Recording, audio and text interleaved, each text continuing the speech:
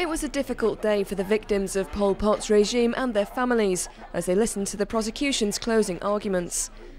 After 6 months, the trial of former prison chief Comrade Duch will soon be over. Lawyers recounted his role during the Khmer Rouge era.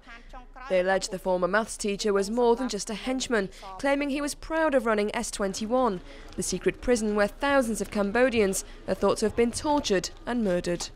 When you review the evidence of the accused's efficiency, initiative, dedication, drive, enthusiasm and zeal, there is absolutely no doubt that, as misguided as he was a fully willing participant in these crimes. Duch pleaded guilty to the charges. The prosecution has now asked for a 40-year prison sentence, though not life. The reason being that Duch has already spent 10 years in custody awaiting trial, contrary to Cambodian law. It's also because of international law. Duch has cooperated throughout his trial, ruling out a life sentence.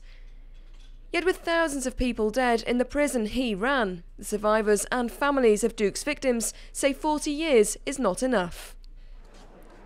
I do not agree with this 40-year sentence. It's not fair. I wanted a life sentence for him. For survivors, this trial has also meant being confronted with their torturer. They listened as he admitted his part in the mass murders 30 years ago. For the victims of S-21 and their families, I am solely and individually liable for the loss of at least 12,380 lives. These people endured great, prolonged suffering and inhumane conditions. I wish to respectfully and humbly apologize to the dead souls. For many Cambodians, Duch's repentance has little value. Many see him as just one small cog in a massive machine of death. Pol Pot's Khmer Rouge regime massacred a quarter of the Cambodian population in under 4 years. Survivors have been frustrated at the length of the trial and are distressed that Duch did not give them all the answers they want. Yet there's a widespread feeling, among the lawyers and magistrates at least, that there is something incomplete about this trial. It's been hampered by translation problems, ill-defined prerogatives and pressure from the Cambodian government. Many ministers and even the Prime Minister Hun Sen are former Khmer Rouge figures. Digging up the dark yet recent past is an ordeal for the whole country.